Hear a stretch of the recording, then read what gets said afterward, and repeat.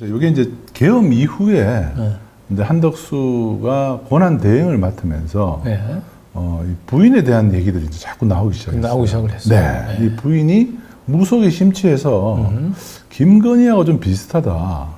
이런 얘기들이 계속 퍼져나갔습니다. 이런 얘기를 계엄 직후에는 이제 조국 혁신당에서 먼저 얘기를 꺼내기 시작했어요. 네, 전에도 뭐 계속 있던 거였는데 이게 이제 대통령 권한 대행이라는 걸 하니까 이 사람, 이 무속에 심취한 사람이 이거 운전대를 맡아서 되겠느냐 이런 이 걱정을 하는 목소리가 커졌던 거죠.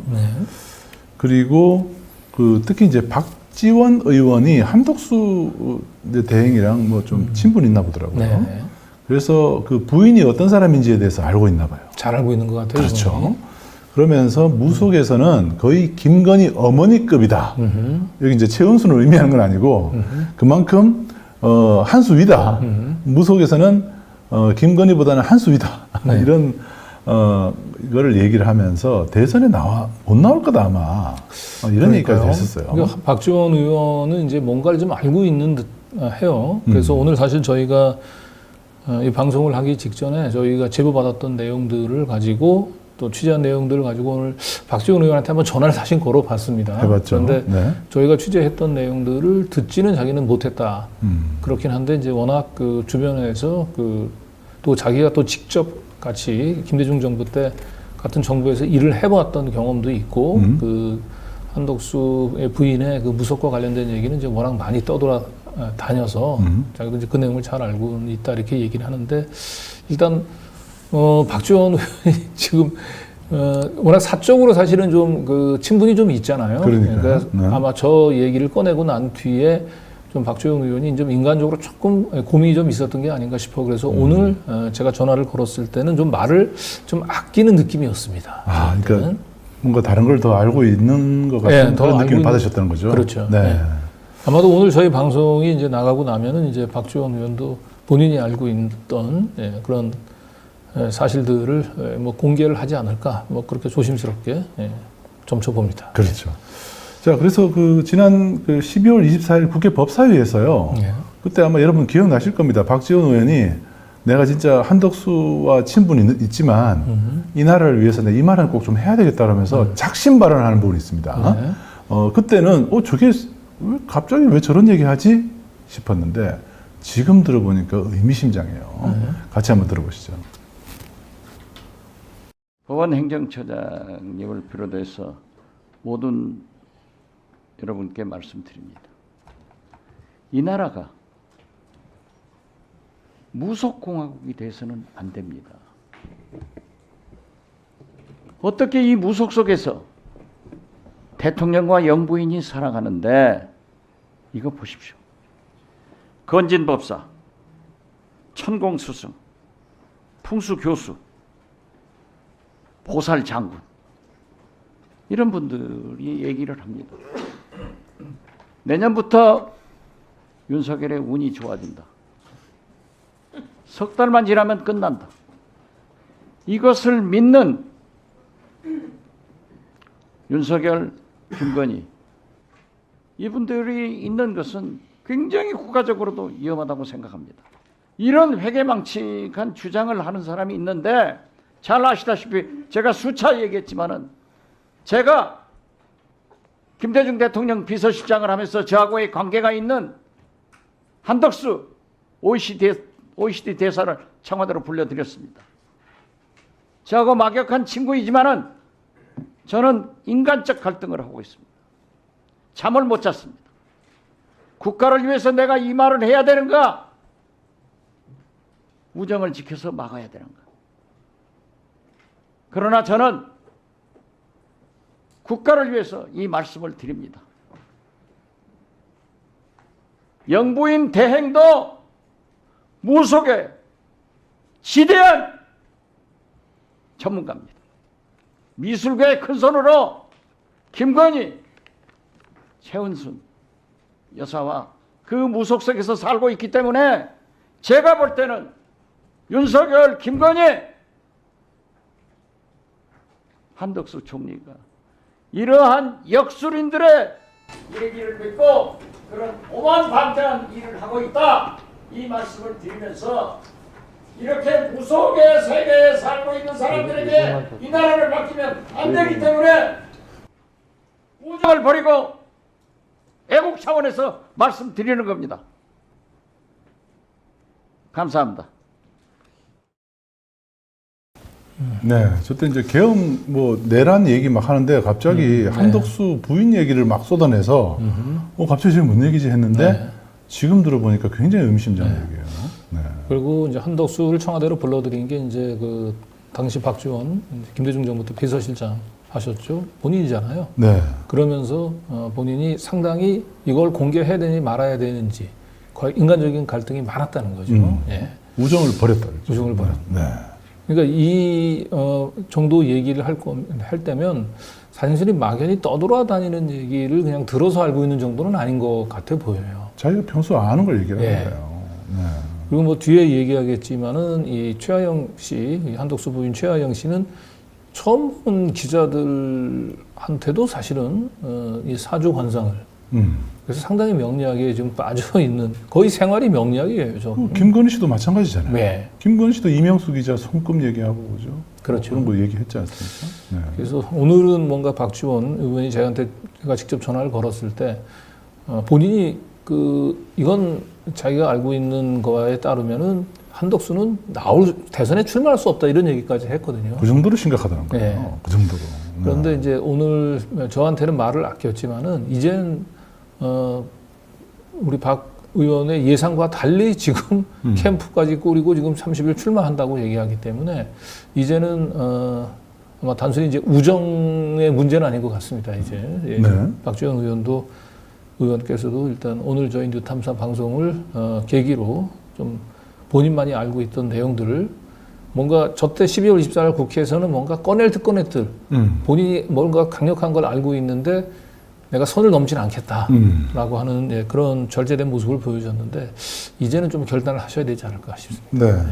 이게 이제 그 박지원 의원의 이야기가 있은 지 한 닷새 뒤에 경향신문에서 이런 권력 배우의 무속 의혹이 끊이지 않는 까닭이라면서 한덕수 총리 부인의 무속 전문가, 이게 이제 무속 전문가라고 그랬잖아요.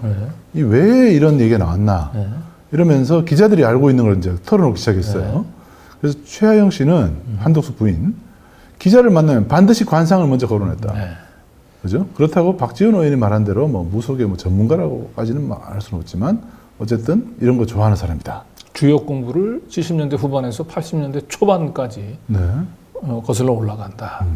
저 시기를 잘 기억할 필요가 있습니다. 네. 주역 공부를 70년대 후반이나 80년대 초반부터 시작했다는 겁니다. 네.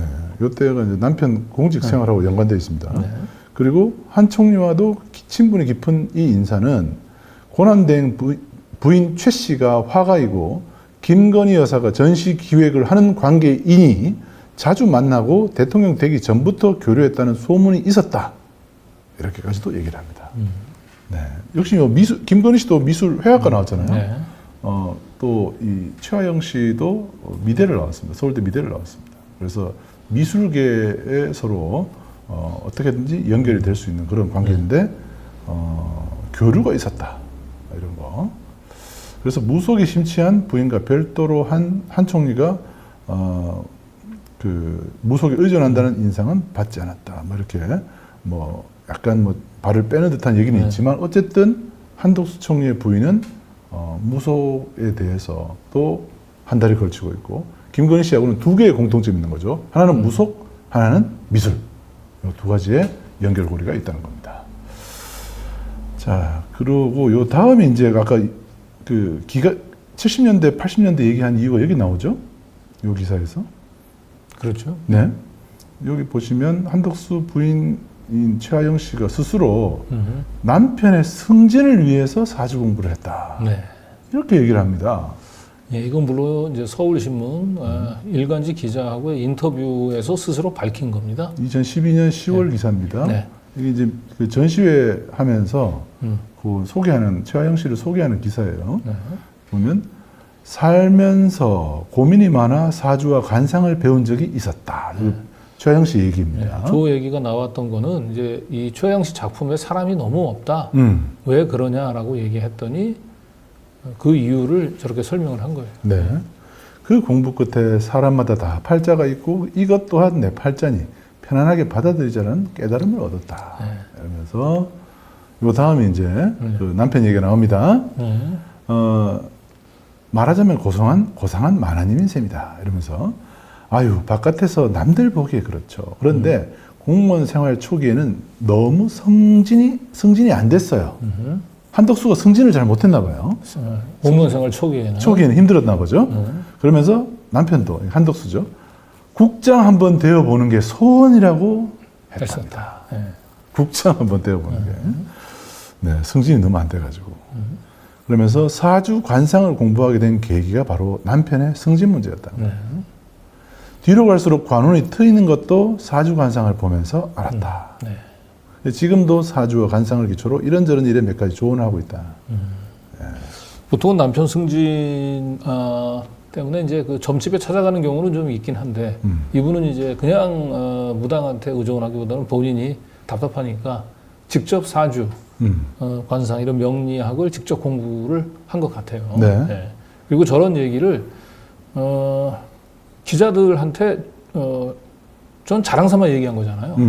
저 정도로 얘기할 정도면 본인이 그 상당히 이 명리학에 엄청나게 심취해 있다라고 하는 걸 보여주는 거죠. 네. 보통은 본인이 저런 거를 재미나 취미로 가지고 있다 하더라도 숨기죠. 남편에게 이제 그 누가 될까봐 숨기는데 이분은 드러내놓고 얘기를 한단 말이에요. 특이해요. 그리고 명리학 공부하게 된 계기가 남편의 승진 때문에 그렇다고 승진이 잘 안 돼서. 아니 근데 다시 보니까 좀 약간 의미심장하네요. 좀 더 보죠. 지금도 사주와 관상을 기초로 이런저런 일에 몇 가지 조언을 하고 있다. 남편에게 조언을 한다는 거죠. 2012년 얘기입니다. 어떨 때 어떤 내용으로 물음표 그 또한 영업 비밀이다. 그대로 지금의 이제 김건희 씨가 연상이 되는 대목입니다. 지금 대선 출마도 최하영 씨가 사주 공부를 한 결과로 지금 자기가 지금 조언을 하면서 한덕수를 조종하고 있을 가능성도 충분히 엿볼 수 있는 그런 대목이 아닐 수 없습니다. 자, 이건 뭐 국민들의 관심이 될 수밖에 없어요. 왜냐하면 우리는 이제 김건희도 봤고 얼마나 심각한지를 지난 2년 동안 충분히 우리가 봤습니다. 천공 뭐 이런 사람들 황당한 말도 안 되는 그런 국정 운영을 우리가 봤기 때문에 이거 또 이런 사람이 또 대선 출마한다고 나오는 거 이거 우리 국민들은 신경을 곤두세울 수밖에 없습니다. 자, 이 한덕수는 지난 인사청문회가 언제 있었냐면 2022년 5월에 있었습니다. 5월 2일 날 있었는데 그때도 최하영 씨의 무속 의혹이 인사청문회에서도 나왔어요. 그때 어떤 얘기가 나왔는지 하면 직접 한번 들어보시죠. 우리 후보자님께서 특히 우리 배우자님이 명리학에 관심이 많으시고 그래서 승진할 때마다 예지몽을 꾸셨다는 그런 칼럼을 제가 읽은 적이 있습니다. 총리가 되실 때는 무거운 그 맨홀 뚜껑을 열고 나와서 그렇게 총리가 됐다. 그 영발도사를 찾아가서 꿈에 대한 해석을 들으니까 그랬다. 그리고 미술 전시회를 하실 때 제가 보드판을 준비를 했습니다만 뭐 들지는 않겠습니다. 왜 자연만 그리느냐, 사람 얼굴은 안 그리느냐 그렇게 기자가 질문을 했더니 사람 얼굴을 보면은 사주 관상이 바로 나와서 안 그린다 이렇게 답변을 했습니다. 우리 후보자님께서는 이 어떤 명리학의 관심에 대해서 그냥 여느 일반적인 국민들의 수준과 똑같다 그렇게 답변을 하셨는데 우리 배우자님의 관심이 정말 그 정도라고 생각을 하십니까? 제가 답변을 그러니까 뭐 여러 가지 생각이 납니다. 최순실 국정농단의 주역 최순실은 국가 중요 행사에 오방색을 동원하고 여러 가지 것들을 동원해서 국민들로부터 걱정을 끼쳤고 웬만한 무당보다 낫다 이렇게 얘기하는 분이 있었고 우리 당선인은 손에 왕자까지 쓰고 나와가지고 국민들이 사실 걱정을 하셨어요. 물론 그 뒤부터는 그런 걸 조심을 하셨습니다만은 저는 우리 한덕수 후보자님도 배우자님이 가지신 그런 관심이 국민의 일반적인 수준이다 이렇게 아직도 생각을 하고 계십니까? 그렇습니다. 저 일간지에 매일 나오는 오늘의 운세 수준이다. 저는 그렇게 생각합니다. 예, 이혜식 의원님 수고하셨습니다. 다음은 더불어민주당 비례대표이신 최강욱 의원님 질의해 주십시오. 예, 후보자님, 이해식 의원님 질의 중에 오늘의 운세 수준이라고 하셨죠? 네. 예, 혹시 다른 뭐 부하 직원이나 아끼는 후배한테 그 관운과 관련해서 뭐 좀 이렇게 유명한 사람을 소개해주겠다 이렇게 제안하신 적 있습니까? 없습니까? 아마 소개해달라고 열심히 매달리는 사람한테는 한 번쯤 가봐라. 그런 얘기는 하지 않았을까 가서 오늘의 싶습니다. 운세 수준으로 읽어봐라. 그렇습니다. 그리고 집사람이 기본적으로 명리학을 관심을 부장님. 가진 것 자체가 계속 말씀드리지만 국민의 눈높이를 좀 생각해 주십시오. 다음 제가 백화점에서 하는 문화센터에서 말씀드린 하는 부분 다시 확인하겠습니다. 네, 그 본인도 알고 있네요, 그죠? 부인이 이제 그렇다는 거를. 그런데 오늘의 운세. 네. 저기서 이제 살짝 힌트가 있었던 거예요. 그러니까 뭔가 후배들이 이제 그 뭔가 관운과 관련해서 이제 그 뭐 부탁을 해오는 경우가 있었냐라고 얘기하니까 계속 그 열심히 찾아오는 사람들한테는 그 뭔가 좀 소개를 좀 해주기도 했다 이렇게 얘기해줘. 그러니까 그 밑에 있는 후배들이 저렇게 열심히 찾아올 정도라고 얘기한다면 그냥 단순히 그 뭐 오늘의 운세 수준 정도를 봐준다는 그런 얘기를 듣고 저렇게 여러 번 찾아와서 좀 봐주세요라고 하지는 않겠죠. 아까 박지원 의원이 얘기했던 그 전문가 수준 있죠. 네. 그 정도는 돼야지 찾아가지 않겠습니까? 그런 거예요. 네. 그리고 그걸로 뭔가 좀 뭐 적중도 했었을 것 같고 네. 그런 이제 말하자면 이제 그 용한 이제 무당 이런 이 유명세가 공직사회에 좀 퍼져 있으니까 이렇게 후배들이 찾아와서 저희도 좀 어떻게 좀 해주세요라고 또 유명한 점집 소개해달라고 이렇게 매달리는 거죠. 네. 저기 지금 돌이켜보면 저기에 답이 있었던 것 같아요. 그렇죠. 그냥 단순한 오늘의 운세 수준은 아니다. 네, 라고 아니에요. 알 수 있을 것 같아요.